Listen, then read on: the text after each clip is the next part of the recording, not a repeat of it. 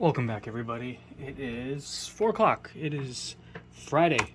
This is not the video I intended to do today because I needed to do some other editing, but I'm editing and I'm working on this. So I'm going to recap, welcome you all back, and then explain what's going on. There's a lot going on. It did. So I'm going to start with, I finally saved up my nickels and pennies, half dollars, and all these other fun things, and I got a kick-ass bonus today at work, so I decided my FPV purchase of the year this year, my only real purchase of the year, is I ordered the bones, the GoPro 10 black bones, whatever it's called. It's not going on this. It may go on this. Probably not going on this. This is Enigma, my freestyle, or I should take that back. This is my cinematic chill rig.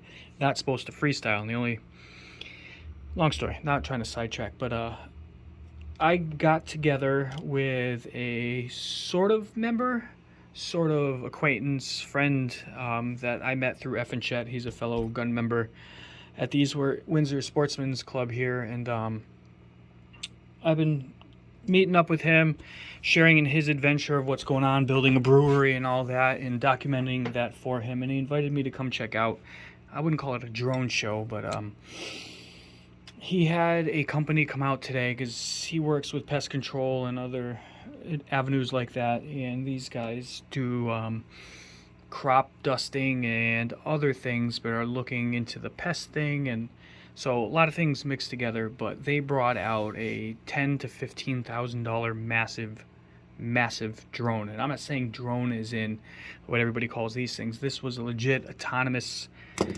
its own software. It's not running DJI. It's not running this. They designed their own program. It was an 8-motored monster. I can't even. So here's a soda can. The motors were actually a little bit thicker, and the motors were about that thick. The props were carbon fiber props, somewhere in the range of 12 to 14 inches. They were massive. They were using these huge tattoo batteries. I didn't get to ask the question. They were running, there was 4, they literally were about the size of bricks. It was crazy. But this drone that they created has the ability to be kind of transformed into power washing, spraying down the house with pesticides and all these other things. So they were giving us a demonstration, and the first thing I'm saying to myself is, this is going to be the loudest thing I've ever heard in my entire life. And it was not anywhere near that. It was super quiet. The tone on it was just so chill. My freestyle quads are louder, not this one. Tata's is twice as loud, higher pitched than this low hum that came from this thing. It was a tank. But they did their demonstration, and Charlie's like, Chris, you should bring something out and just kind of, show them a different thing. And so I brought Enigma, I brought Pearl, and I flew Two-Face before anybody got there, just to test some things out, because I put the SMO back on there and I tweaked the throttle curve and some other things. But I went to go fly this, and I had tested it the day before, just plug in, make sure it hovered, did all that fun stuff, had video, because I like to do my free pre-flight test type stuff there, but also at home with no surprises. And this thing's been quirky, where a couple times I flew at the range and it took forever for video to kick in. Like, I had to sit for a couple minutes, and today I didn't get it at all.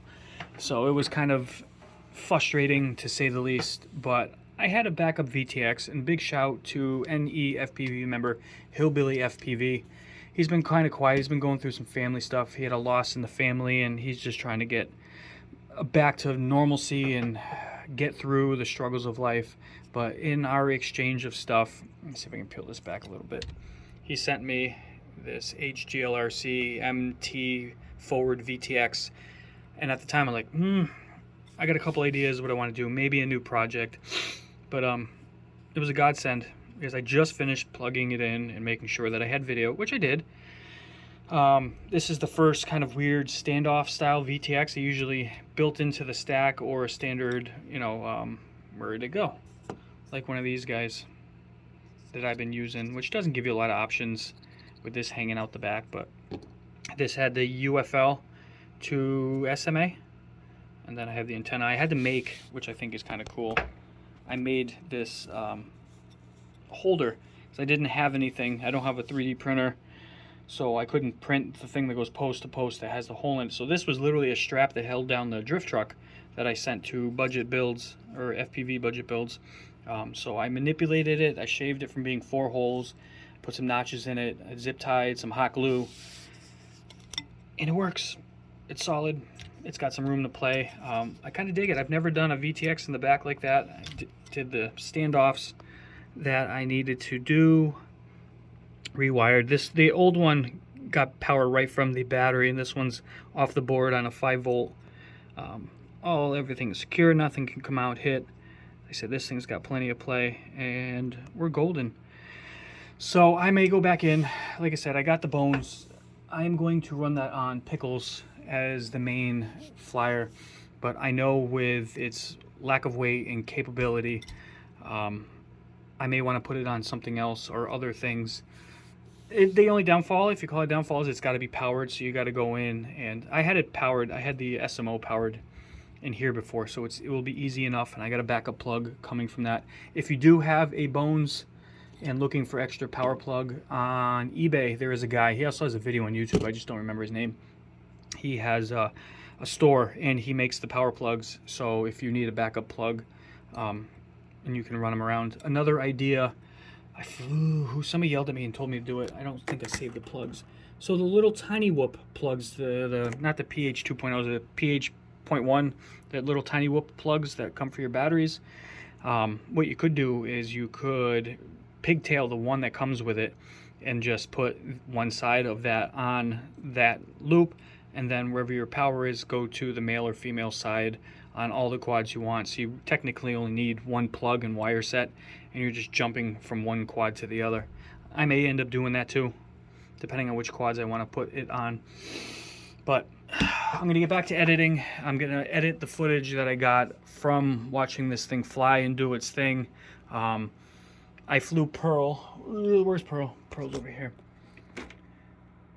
This has quickly become my favorite little guy. A little bit of breeze today, and my hands were shaking, nervous. Well, you know, big professional dudes flying, and they weren't super understanding of FPV. They do have a camera on theirs, and it's fed back to the screen that they have built in their crazy controller they have, so they can see where they're aiming. But a lot of it is line of sight versus FPV, you know, full in it.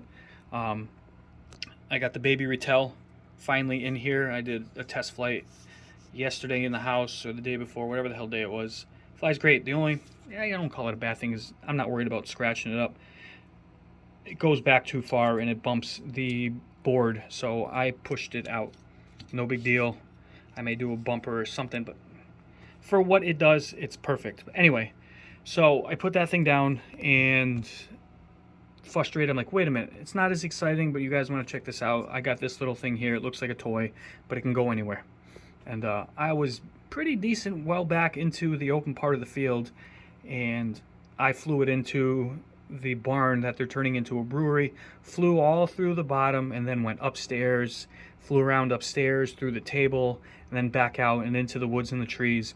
And both llamas were out. I did a video a while back.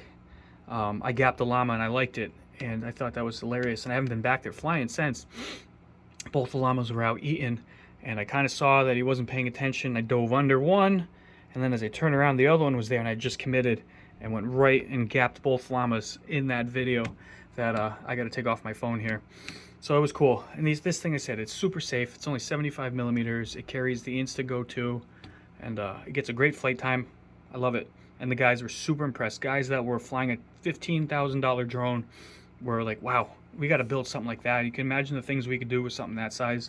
So I sparked the imagination of some great pilots and super creators, which was great. Made me feel awesome about what I do. So I'm going to get back to it. I hope you guys are enjoying your Friday. It's another hot one out there. Stay cool. Stay tuned for some fun edits.